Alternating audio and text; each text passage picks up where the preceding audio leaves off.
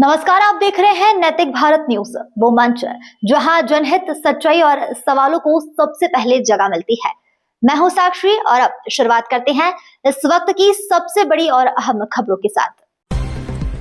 साणंद में trade deal हटाओ, किसान बचाओ के तहत आवेदन पत्र सौंपा गया। साणंद के माननीय मामलतदार साहब को किसानों के हितों की रक्षा के लिए ट्रेड डील हटाओ किसान बचाओ अभियान के अंतर्गत एक महत्वपूर्ण आवेदन पत्र सौंपा गया।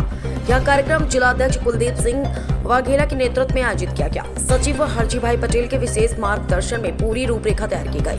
उपस्थित गणमान्य योगेश ठाकुर, साणंद पावला विधानसभा अध्यक्ष जीतू भाई ढाबी, समर्थन दान गढ़वी और अन्य स्थानीय कार्यकर्ता उपस्थित रहे। इस आवेदन का मुख्य उद्देश्य किसानों को नुकसान पहुंचाने वाली व्यापारिक नीतियों, ट्रेड डील का विरोध करना और किसानों के अधिकारों की रक्षा के लिए सरकार तक अपनी आवाज पहुंचाना है। रिपोर्टर भारत सिंह, साणंद।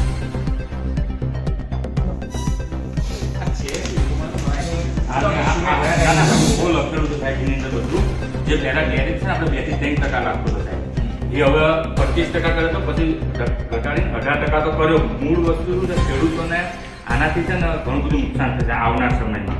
એનાથી કામ આપણે જો તમે તો શેર બજારમાં પણ ઘણો બધો ફરક પડ્યો છે હમણાં છેલ્લા અઠવાડિયે આ ડીલ થયા પછી।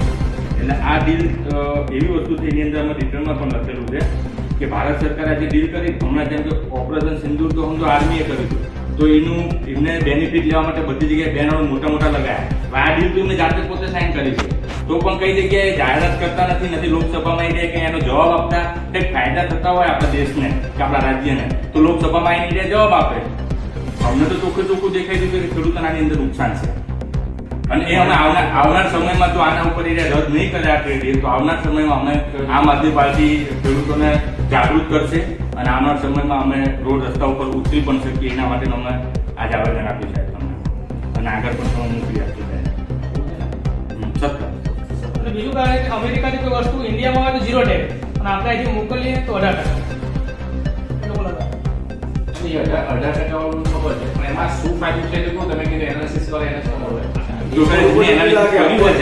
તો જનતા સમક્ષ રીતે રજૂ કરે। એ જે ભાગે છે લોકસભામાંથી, એના બદલે એ જનતા સમક્ષ રજૂ કરે તો અમને ખબર પડે કે ફાયદા હોય કે આપણે ઇન્ડિયામાં કોઈ ભેંસો દૂધ દુવા વેચે તો આપણે ખેતરમાં ખવડાવવું પડે, બધું કરવું પડે, અમારે ખર્ચો લાગે। અમેરિકામાં કેવું ખુલ્લા ખેતરો ગમે આ ભેંસો મૂકી તો ખાઈ પીને આવે એટલે 20 રૂપિયા 10 રૂપિયા લીટર દૂધ આપે લોકો।